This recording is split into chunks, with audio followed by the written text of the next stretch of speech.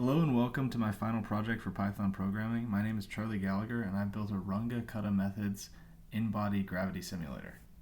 So since I'm using them so much, I thought it would be good to talk about what Runge-Kutta methods are. So I'm just going to read from Wikipedia here because they have a great explanation.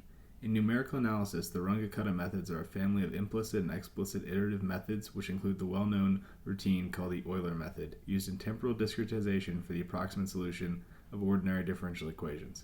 These methods were developed around 1900 by the German mathematicians Karl Runge and Wilhelm Kutta. So let's talk about imports. To begin with, we import skycoord from astropy.coordinates. And what this is used for is converting between different astrophysics coordinate systems into Cartesian coordinates. I don't currently make use of this, but a great use case for this would be taking real astrophysical data and plugging it into this CSV, which we read from, and then converting that to Cartesian coordinates and running a simulation on that data. I don't actually do that here because I can't find that data, unfortunately, but it would be fantastic if I could, and so I just wanted to talk about that briefly. Here I import CSV from OS, import path, import sys, import numpy, import matplotlib. All those are pretty standard.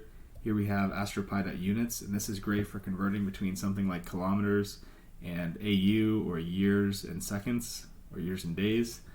Astropy.constants is very useful for just constants like, well, anything. And we have matplotlib.animation as animation. That's very useful for making animations. TQDM, that is for progress bars, and then this is for wrapping C functions. I actually use a C function here just for speed, and so that's what this is used for. So this brings us to the body and system classes. This is a class for working with bodies of different masses. And as you can see, we initialize this class with a position vector, a velocity vector, a mass vector, or just a mass, and a name. Each of these is then converted to centimeters, grams, seconds, units. Then we have the method return vector, which simply concatenates the self.position vector and the self.velocity vector into one long vector, which looks like this: x, y, z. X dot, if you're familiar with calculus, y dot, and z dot. These are just the time derivatives of x, y, and z. In other words, the velocities. This method returns just the mass. This brings us to the system class. A system class is a class to work with systems of celestial bodies, or just bodies. We can initialize the system class with the data that we take in from a CSV, a step size, and a gravitational constant of 9.81 meters per second squared, as you can see here. So we start off with this list, and then we take in data from the CSV file. We take in a position vector, a velocity vector, a mass, and a name. And as you can see in our CSV file, here's an example. This is our position vector, 0, negative 1, 0. Our velocity vector, negative 10, 0, 1. Our mass, 333,000 times the mass of the Earth and our Sun. This is in units of AU, and this is in units of kilometers per second. From here, we take our state vectors, and I call them state vectors. Essentially, each body has its own vector that we talked about, and that gets compiled into a list of state vectors. So each body has its own state vector. Then from there, we concatenate that into one NumPy array. So this looks something like this: x, y, z, x dot, y dot, z dot, and then that repeats for each vector. So we have x2, y2, z2, x dot 2, y dot 2, z dot 2, and so on and so forth for each body in the class. Then this is just system mass vector, and that's a vector of all the masses into a NumPy array. So that concludes the body and system classes. So let's talk about Evaluator and RK4. Evaluator is a wrapper for a C function called grav evaluator that returns accelerations essentially. So what we need to do here is we need to update our simulation for each time step, and to do that we need to calculate the accelerations at any given point between all the different objects in our simulation. And so that's what these two functions do. But this function in particular. This function returns the accelerations essentially, or I guess a vector or a state vector representing the accelerations, and this function takes that state vector or the accelerations and plugs it into Runge-Kutta methods. So this is quite complicated, and it gets even more complicated when we actually look at what Evaluator wraps. So you can see here we initialize a C array in, C array in2, which is just the masses, and C array out, and then we plug those into grav eval, which is our C function. And this has been set up to work right here. So without further ado, I'm just going to hop into the C function. So this is quite complicated, but we have essentially a double for loop, and what that double for loop does is it goes through and it checks every single pair of bodies in our system, and I can show you here. This is just an example system with 2 suns and 2 earths. Very simple, but sometimes these animations can get kind of complicated, so I just like to keep it simple. So it goes through here, and for each pair, say sun 1 and sun 2, earth 1 and earth 2, earth 1 and sun 2, earth 2 and sun 1, and all the different combinations and permutations of those, and it calculates the x distance between them, the y distance between them, the z distance between them, and finally the radial distance between them. And then it calculates from that r value, ax, ay, and az, and then saves those to an array out. And that's pretty much it. So then we come back to here and we plug that new vector into RK4 using func is self.evaluator, which is just this method, which is the wrapper for the C function. And we take y equals self.systemVector and m equals self.systemMassVector and plug that into Runge-Kutta methods, as we've already talked about Runge-Kutta methods. And that returns the new vector, so the new vector that's been updated for each time step, t, or dt. So now let's talk about the run simulation method. And this method just runs the simulation. You can see it takes in a total time t and a dt, which is the time for each simulation step. So you can see further that these are converted to seconds, cgs.value, and then we calculate the number of steps total, and we initialize this list to be empty. That'll contain all the past steps. So then we run through, using a progress bar, the number of steps, and we append the system state vector to self.past. Then we set the new system state vector to equal self.rk4 with clock and dt. Then we update clock to with the time step. And that's pretty much it for run simulation. So now we're going to talk about the transpose history method. And this is a method to convert self.past, which we already talked about here, into a, quote, matplotlitable format.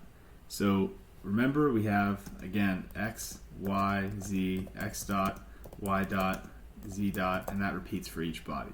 So we've been through that, we know that. The problem with that is you can't plot that format just because it would be a mess and it wouldn't mean anything. So what we have to do instead is transpose that format into x's, y's, and z's for plotting, and we need to do it for each body. So that's what this code does. It uses numpy.split, and it initializes transpose, and then it essentially goes through each item in self.past and depending on what it is, as you can see, it skips around a bit. Depending on what it is, it appends it to transpose, and you can see this is an X, Y, and Z. So we just get rid of all the velocity components and just keep the X's, Y's, and Z's. And we do that for each body. So what transpose is going to be is a list of X's, Y's, and Z's broken. It's a list of lists. So I guess transposed 0 would give us the X's, Y's, and Z's for the first body, and transpose 1 would give us just the X's for the first body, if that makes sense. So sorry that's a little bit confusing, but it's kind of a confusing function.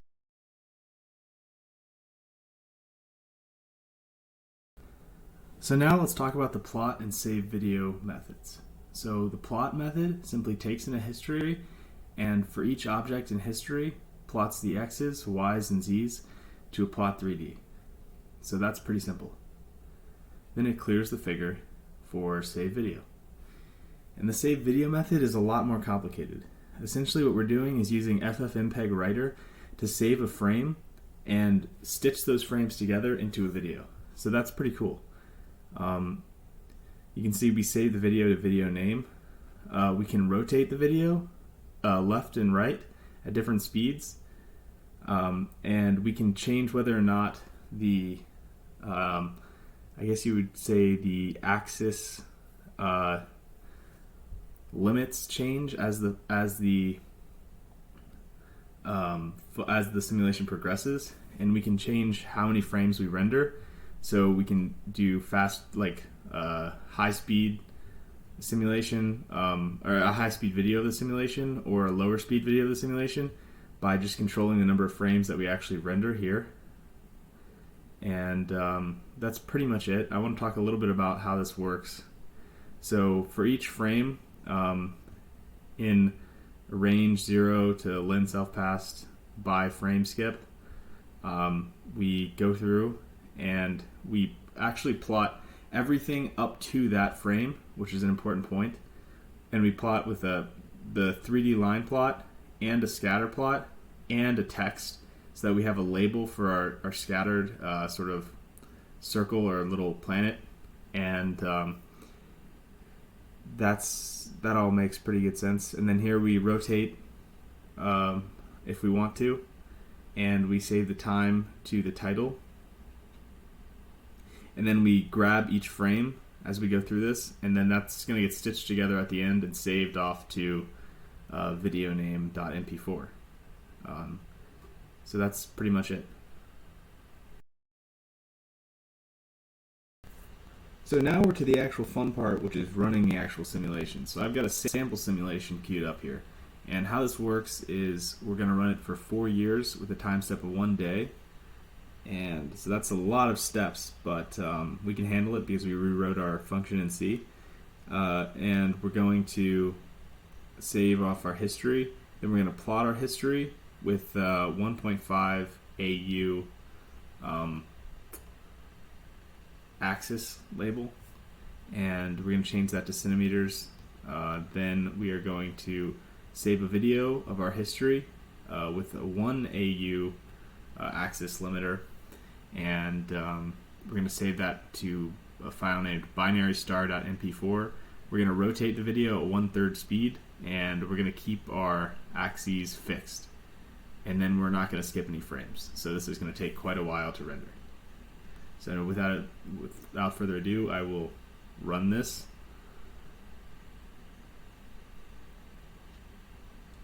You can see it plots pretty quickly, but the actual video rendering takes a while, and I'll wait to explain exactly what you're seeing here until we can have the video. So I know I said I was going to render that one simulation, but I couldn't help myself from making it a little bit more complicated because I think it looks better. So I added 2 other planetary bodies, one at 100 times the mass of the Earth, big, and bigger at 300 times the mass of the Earth. And I don't know, I think it looks a lot cooler, so that's why I did that. Now's as good a time as any to talk about some of the trade-offs in this project. I think the biggest trade-off was rewriting Gravity Evaluator in C, and the reason I did that was because of speed. Now the only thing that takes time is rendering the video. Everything else is super fast because of that, whereas before it took a long time to run the simulation as well when I wrote it in Python originally. So that's the biggest trade-off, was I guess the debugging time that I had to spend writing the function in C, which was a while, versus the speed I got from it being in C. And I'll just let the rest of this play.